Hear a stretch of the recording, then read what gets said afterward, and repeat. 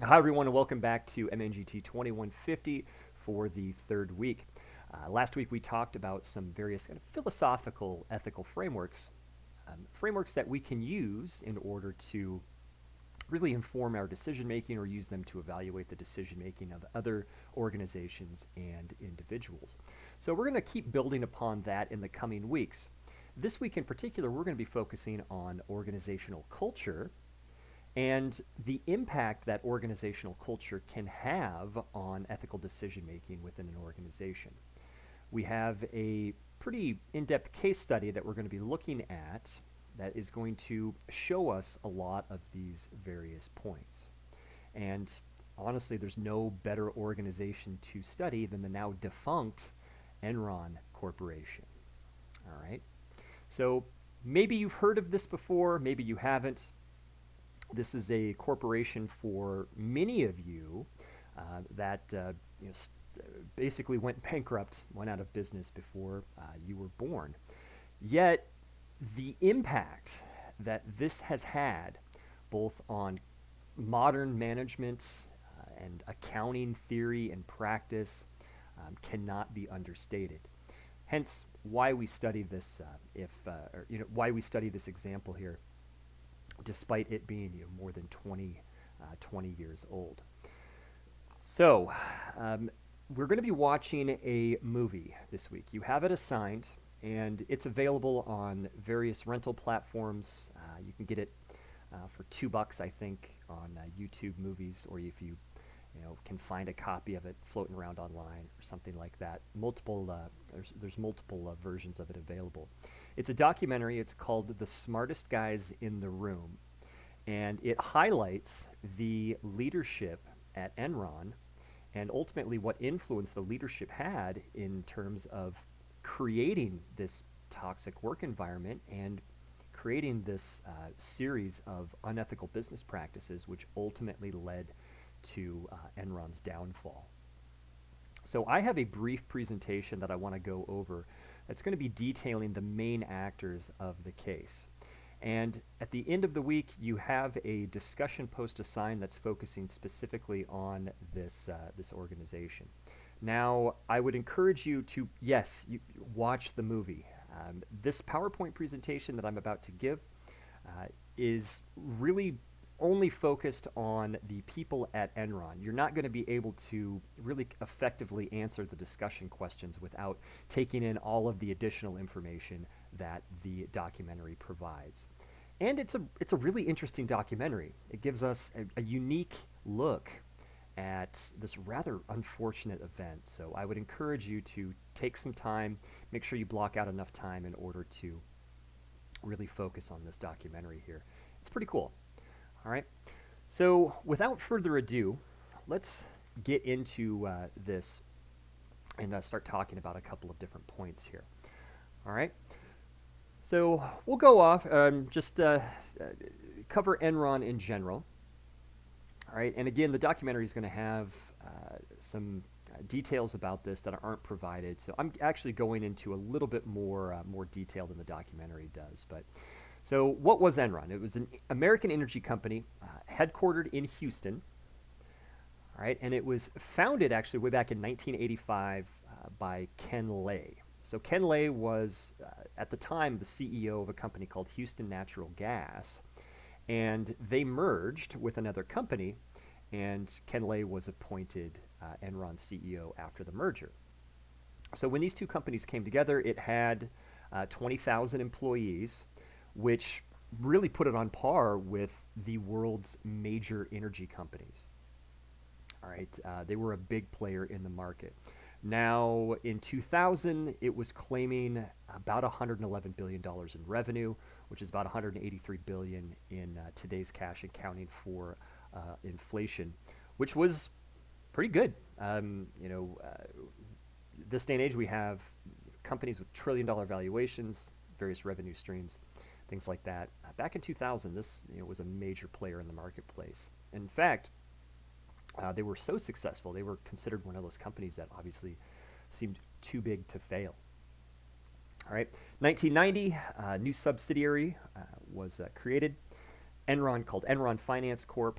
And then Lay hired some guy called Jeffrey Skilling to lead the new corporation. Now, these are going to be basically our two protagonists in the story here, or antagonists, depending on how you view them, Ken Lay and Skilling. All right? So we'll start talking about Ken Lay. All right? So if you are from the St. Louis area taking this class, or you're familiar with Missouri, you know that the big university, the big state school here is University of Missouri, or Mizzou. So Ken Lay actually grew up in Columbia, Missouri. He studied economics at Mizzou, received his bachelor's in 1964, and then subsequently his master's in 1965. He went on to pursue his doctorate in 1970, and he got a doctorate in economics from the University of Houston. Now, he did briefly serve as a Navy lieutenant and developed a lot of contacts in the government.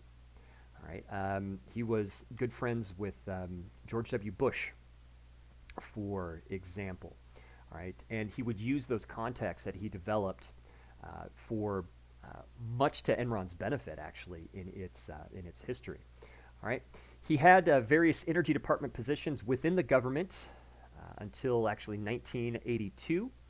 Then he kind of moved away from the public sector and started serving as president of a company called Transco Energy. All right, he was arguably ruthlessly effective at this company, and people noticed, and he was brought up and soon became CEO of the Houston Natural Gas Company, right, in 1984. And then when another company called Enron basically merged with them, obviously, like I said, became CEO of this new company in 1985. Enron is a completely made-up name, by the way. It doesn't mean anything. It's not like a portmanteau of various different words or anything like that. It was just something that sounded catchy to these people, so they called it Enron. All right. Now, our other guy, Jeff Skilling, right, grew up in Chicago. Basically graduated with a degree in business from Southern Methodist University in 1975. Went on to Harvard, graduated from Harvard with an MBA from Harvard in 1979, and he was smart. He was smart. He was in the top 5% of his Harvard graduating class. All right. So arguably very skilled. He became, shortly after he graduated in 1979, he became a consultant at McKinsey & Company. And if you're not familiar with McKinsey & Company, it's probably one of the most well-established and famous strategic consulting firms in the United States. A lot of what we teach in strategic management actually came out of work that they have done over the past decades. And you know, his skill showed. He became one of the youngest partners in this company's history.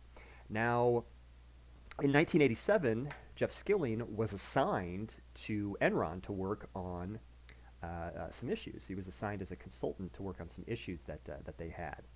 All right, and his efforts for the company as a consultant were so good, and he so impressed Ken Lay that Ken Lay basically headhunted him. He hired Jeff Skilling from the consulting firm to Enron in 1990 as the CEO of Enron Financial Services Company. All right, hence how Jeff Skilling entered the picture. Now, you're going to be exposed to the work of Andy Fastow. Okay, the documentary film is going to talk about Andy Fastow. Now, this guy is kind of like your classic Jersey guy. All right, a little bit younger than the other guys. Graduated from Tufts in 1983 with a degree both in economics and Chinese. Got his MBA from Northwestern, and then essentially went to work at a bank in Chicago. And he was a guy of many talents. He did a lot of various interesting things. He taught Hebrew school, for example, on the side.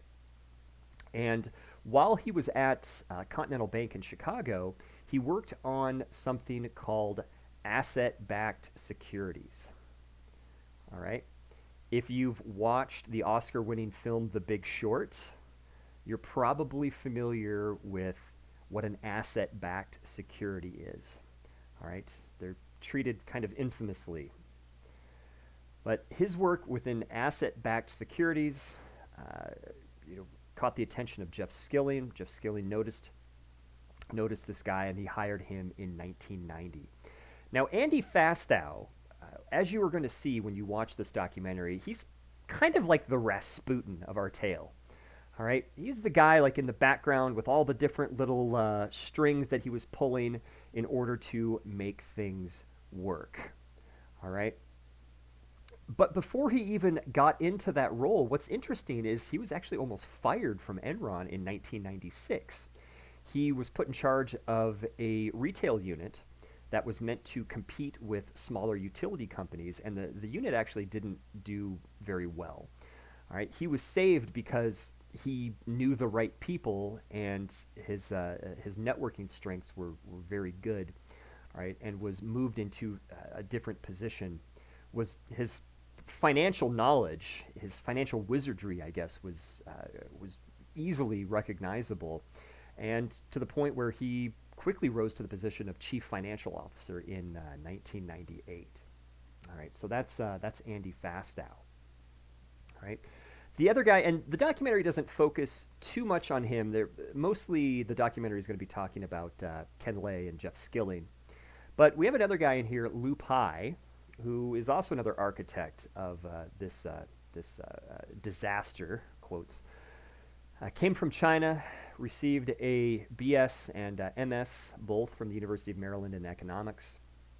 Kind of the same path as Ken Lay. Originally worked for the government, but decided to leave and then joined Enron in 1987, and essentially became a lieutenant for Jeff Skilling.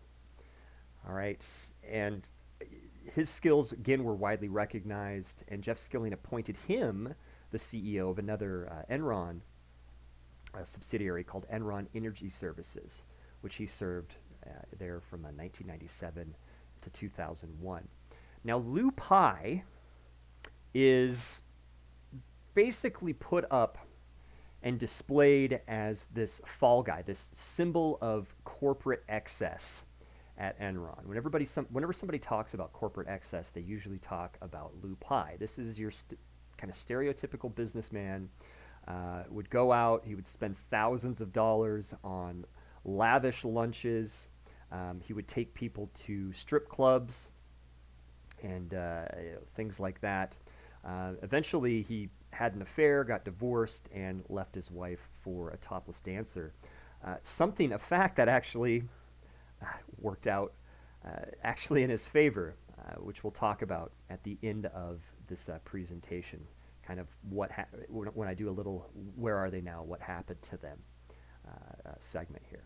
Okay, so these are the four guys that the documentary mentions. Documentary focuses on the top leadership at Enron.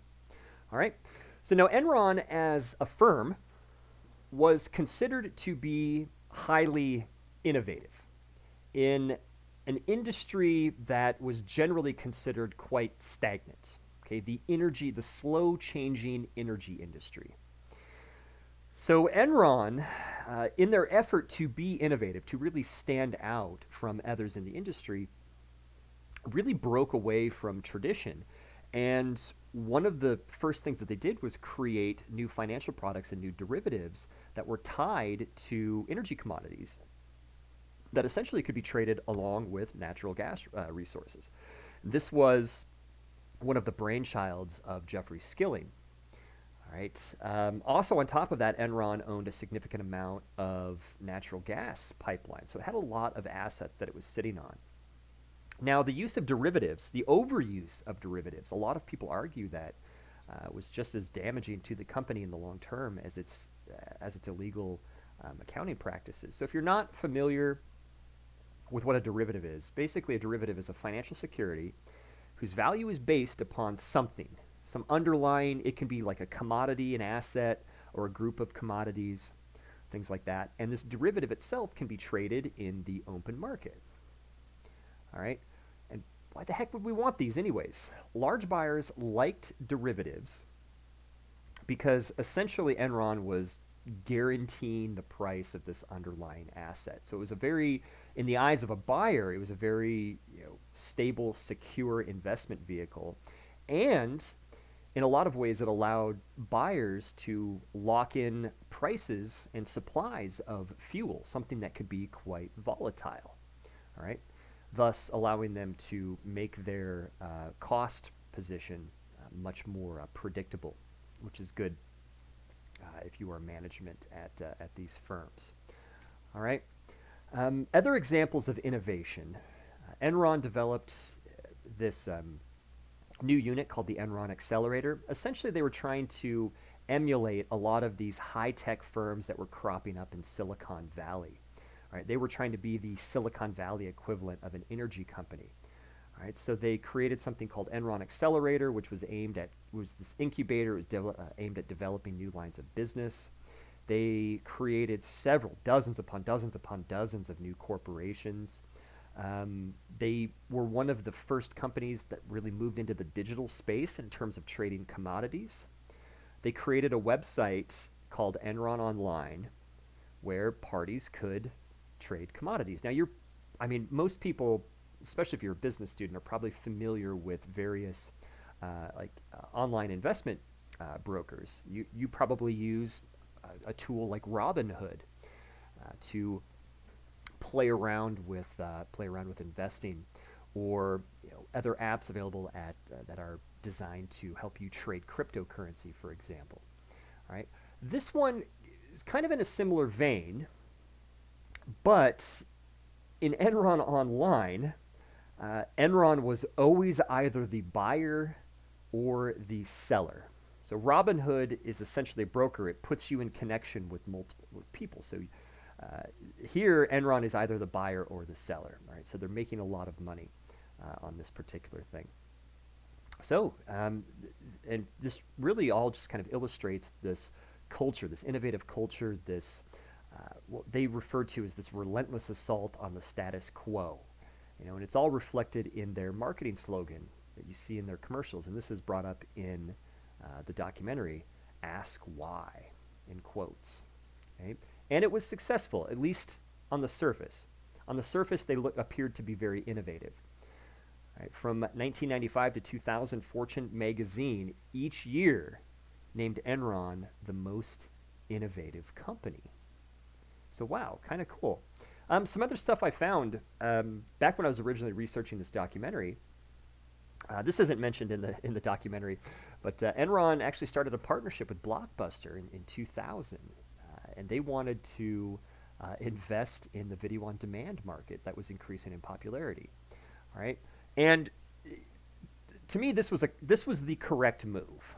All right, VOD was growing, but new competition was entering the marketplace, like Netflix, things like that. And they execute, but the downside is they executed rather poorly. All right, and they took advantage of a lot of different revenue streams in this space, and they kind of wildly overreported the earnings that they got from their video on demand services. So when companies and this space became more competitive, it really hurt a lot of their investments. Blockbuster, yes. I also found out that there is still one available. You can go to the last Blockbuster in existence if you remember this company. It's located in Bend, Oregon, and they even rent it out as an Airbnb. So if you want to get your folks a gift for Christmas, get them a stay at the last Blockbuster. The nostalgia trip that they'll have would be well worth it, I think. All right. Now, another thing that really hurt Enron was something called the dot-com bubble. And again, depending on your age, you might be aware of this or you might not. All right. So the dot-com crash, what's known as the dot-com crash around 2000, really hurt this company. All right. So it helps to kind of explain this a little bit. So in the mid to late 90s, more people are gaining access to faster and more efficient internet. All right, you might be familiar with like America Online, the whole "you've got mail" kind of meme, that type of thing. All right, it just goes to show you that internet access was proliferating, okay, across the board. And because of this, new methods of commerce, new methods of shopping were gaining in popularity. All right. And so a lot of web-based businesses just instantly took off, instantly became very popular. All right. We're starting to see a lot of these web-based businesses crop up. And to kind of illustrate the impact that this was having, many of these were listed on the NASDAQ stock exchange.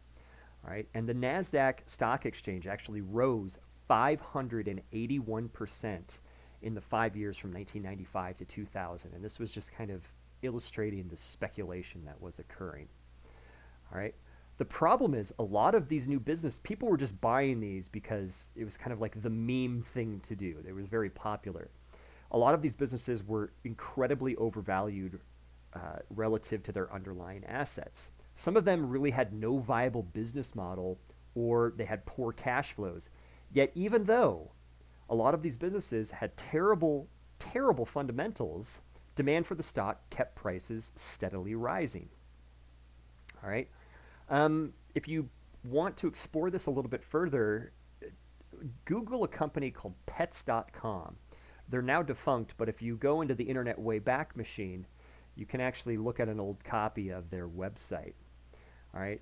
This to me is the poster child of this bubble, of this just massive euphoria that was occurring with relation to investing in internet companies. This was a poorly built company, all right, terrible operations, very, very inefficient, yet they were so hyped that they even had a balloon in the Macy's Day Thanksgiving parade. But the problem with this is they struggled to do even the basics that you would expect a pet company to do, which is ship you products like dog food, for example. So Enron became heavily invested in a lot of these different tech companies. And when this bubble burst, and essentially what happened is investors realized that, oh, wow, the emperor is actually not wearing any clothes. We're actually investing in a house made of straw and sticks here.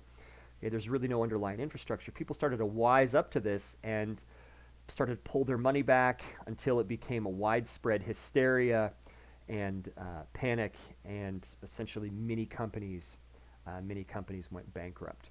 So bubble burst led to a panic selling. Many of these companies went bankrupt, and about $5 trillion in investor wealth was erased from the marketplace. Enron was invested in a lot of these companies, and they lost billions. All right, hence adding to why Enron went bankrupt. Okay, some notable ones though. Notable companies like Amazon, for example, were able to survive the dot-com bubble burst.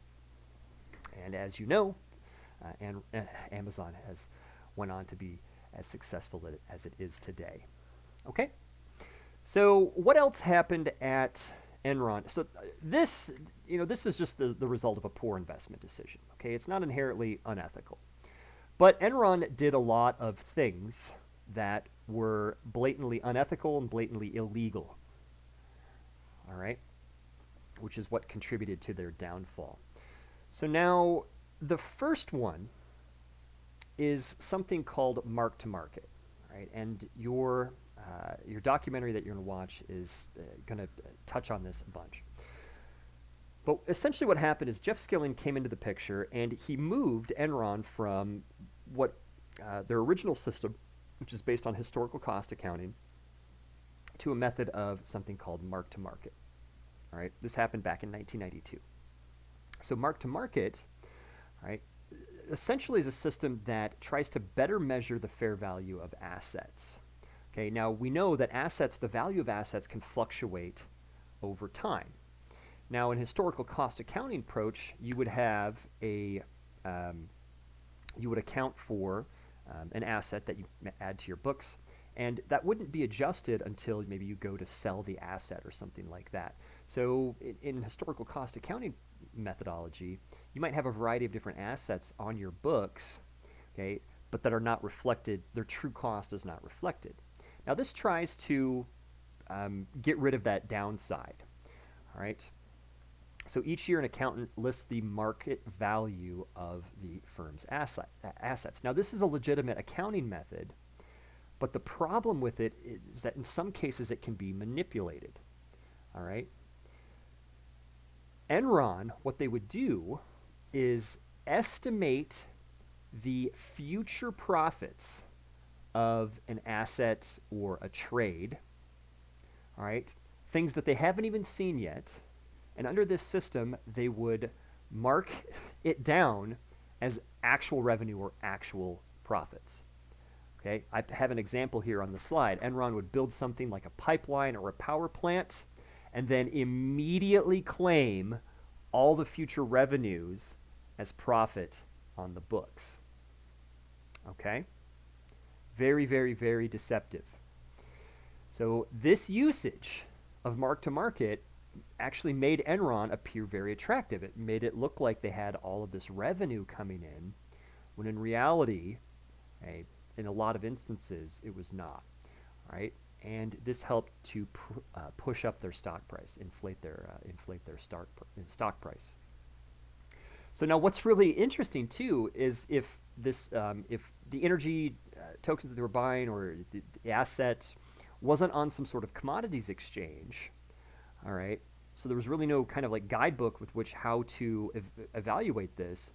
Enron would essentially just make up a number as to what they believe the future value would be. They would just pull something out of thin air. All right? And in fact, this was so lucrative, this was so beneficial to them on paper that they actually encouraged their traders to go out and enter into contracts that weren't on any exchanges so they could make up a future value for this particular exchange. Now, Andy Fastow, in an interview, really described this process of reporting all future revenue on an asset that had yet to earn a dime. He likened it to smoking crack. Once you do it, you have to keep doing it. It's like you become not only addicted, but you become locked in, right? And you have to keep going. And we'll see that this logging of future revenue, right, just kind of ballooned. They kept doing it, kept doing it. It's like when you tell a lie, and then you have to keep telling lies, and your lies become bigger and bigger and bigger and bigger and bigger. All right, this is what happened at Enron. All right, so not only were they using shoddy accounting practices, but Andy Fastow was the mastermind in creating an entire network of shell companies and things called a special purpose entity or a special purpose vehicle. Sometimes they're listed as an SPE or an SPV, interchangeable terms depending upon what source you're reading from. So an SPE, this is a legally separate company with its own balance sheet. Okay, that's a subsidiary of the parent corporation. Now, they actually have a legitimate purpose. And usually what we see these being used for is that a company will create an SPE, and they'll do that because they want to try something. They want to do something risky, and if the risk doesn't pay out and they lose a lot of money, they don't want that loss to show up on the balance sheet of the parent company. So it's used to shield a parent company from losses. Okay? So Andy Fastow orchestrated this incredibly complex series of shell companies and other SPEs that were used to hide Enron's losses. All right? And kind of the logic, and it's very complex, but essentially the logic is, so if that power plant that Enron built, and they made up a number for future revenues, if they didn't meet that projected revenue under their mark-to-market accounting, essentially they would just transfer the entity to an SPE so they wouldn't have to report the loss. All right? So they didn't have to report the fact that their asset was not making as much money. They would take loans via the SPV or the SPE and get them back to Enron. All right? So essentially what Enron did, I need money. I'm going to create a special purpose vehicle so it can borrow money on my behalf. Boom, they create an SPV. SPV borrows the money, all right?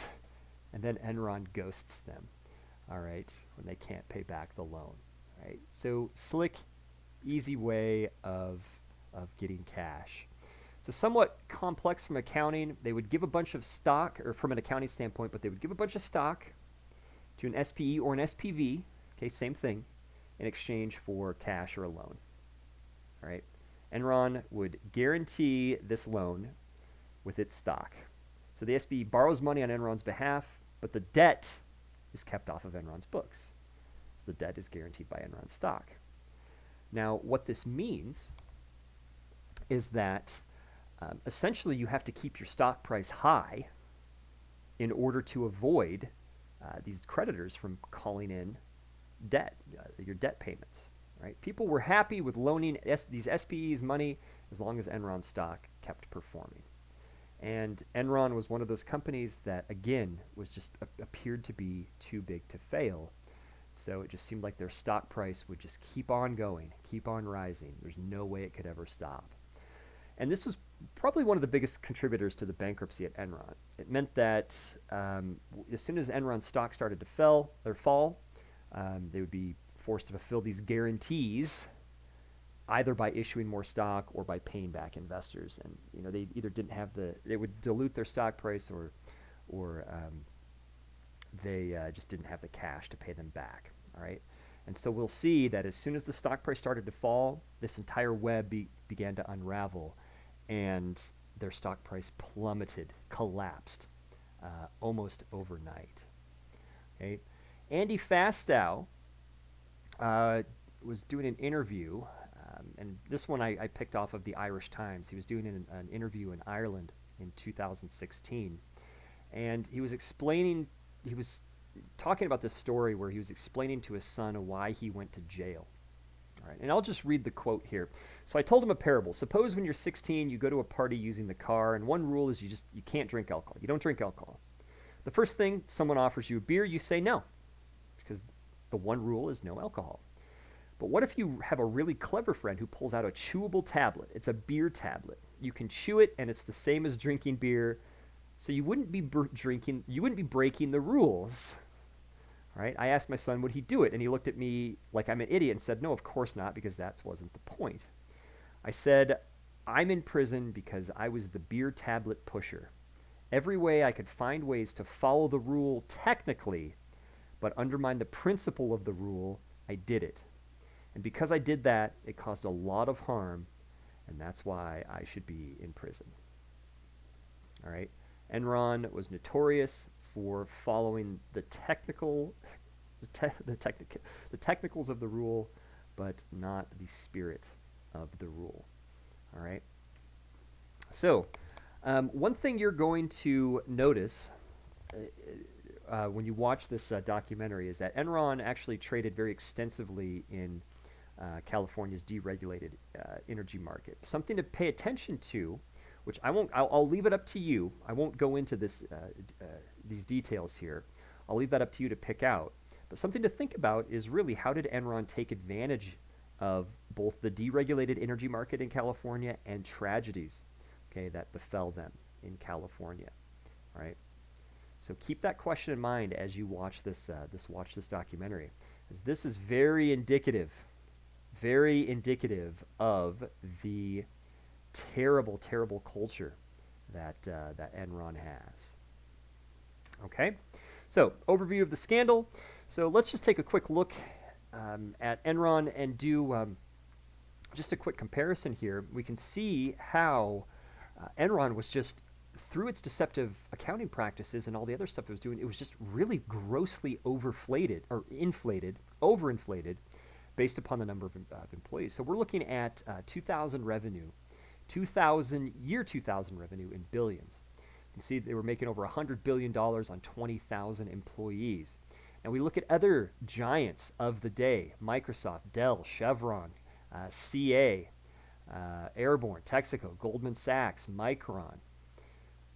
In a lot of cases, more employees and less revenue, right, than Enron. So this is just a quick illustration of just how grossly overinflated they are. All right. Here is their stock price. Okay, it touched a little bit over $90 a share. All right around here. Now, you might think, oh, wow, $90 a share, that's not much to write home about. But, I mean, this was a big issue at the time. All right, this was a very, very big deal for kind of a tried and true energy company. All right, so this was the height of their power. And then as we can see, as more and more details start to come out, okay, boom, boom, boom, and then just in a span of a couple months, dang, 2002, okay, they were trading at cents on the dollar. $90 per share, and right before its bankruptcy on December 2nd, 2001, it was trading at 26 cents. All right. This was the worst stock value loss, and at the time, outside of an external influence like war or a terrorist attack. Arthur Andersen, that was the accounting firm that signed off on all of its books, lost their accreditation. Pension plans were frozen. Now, this is a big deal because a lot of their employees, they were encouraged to put most of their retirement savings into Enron stock. So we have people who have a majority of their pension plans tied up in Enron stock, and yet they were not allowed to sell off their shares. All right? Thousands of people lost their entire retirement accounts, or most of their retirement accounts. All right? So a huge negative impact on their stakeholders. Plus, other people. So it was just completely life-changing for the industry. This shock that people experienced, this highly innovative company that just seemed like it couldn't be touched, it could do no wrong, suddenly, poof, went up in smoke. And why do we care about this? Why do we care about this particular company? It still happens. This type of behavior still happens. Now, in January of this year, if you might have been following the news, okay, or you might have heard of this, if you haven't, look up Elizabeth Holmes and Theranos. All right, Elizabeth Holmes was found guilty on several charges related to fraud back in January of this year. Essentially, her healthcare company was using similar tactics to Enron. And this is something where it seems like the apple doesn't fall too far from the tree, right? She's actually the daughter of an Enron executive, all right, and the founder. Enron remains a case study about the dangerous effects that corporate culture can have on decision making. We see a lot of the same behaviors in companies like Facebook, and sweeping regulation. If you took an accounting class already, you've probably learned about Sarbanes-Oxley, the Sarbanes-Oxley Act. That was passed in direct response to Enron. Right? And so essentially it's changed fundamentally how companies do business in the United States. So interesting case study. And then what happened to the executives after Enron? Well, Ken Lay, he was found guilty. He was found guilty of his role in this accounting, the accounting scandal and the subsequent fallout. But right before he could be sentenced, he died. He died at actually fairly young, at age 64 in 2006. All right. So his sentence was, or his case was essentially vacated. Jeff Skilling, he got a fairly lengthy sentence. All right. He received 24 years in prison. It was eventually reduced. So he was in prison until 2019. I tried my best to kind of find him online and see what he's been up to. Apparently he's back in the energy industry. He's doing business, but I couldn't find much more about him. He definitely keeps to himself and is not very public. All right. Andy Fastow, like I said, the Rasputin of the tale, he got 6 years, and his wife, who worked as an assistant treasurer at Enron as well, and kind of helped in a limited fashion, helped Andy Fastow get away with some of these things. She got 1 year. You can look him up. He's doing, if you've seen the movie Catch Me If You Can, that tells the story of the con artist Frank Abagnale. He's kind of doing the Frank Abagnale thing, where once he got out of prison, he now gives lectures and works as a consultant for business ethics and finance. And I have to kind of give it to Andy Fastow. He genuinely seems like he is remorseful for the role that he played in the downfall of Enron and the negative impact that he had on so many different stakeholder groups. But you can judge that for yourself. Now, Lou Pye, this is very interesting. He's essentially the only person that got away with it. Quote, he got out of the company. He cashed out his stock for $265 million. Now, he was never brought up on criminal charges of insider trading like other executives were. At the beginning of the presentation, you might remember that I said he had an affair with a topless dancer and he got a divorce. Essentially, he cashed out his stock in order to pay for the divorce. And because of that reason, I mean, there were other things, but essentially because of that reason, since he had a legitimate purpose, he was able to avoid criminal insider trading charges. So the fact that he had an affair actually saved him. And it's interesting. I mean, he owned, at one point in time, he owned an entire mountain in Colorado. Neighbors called it Mount Pie. It was interesting.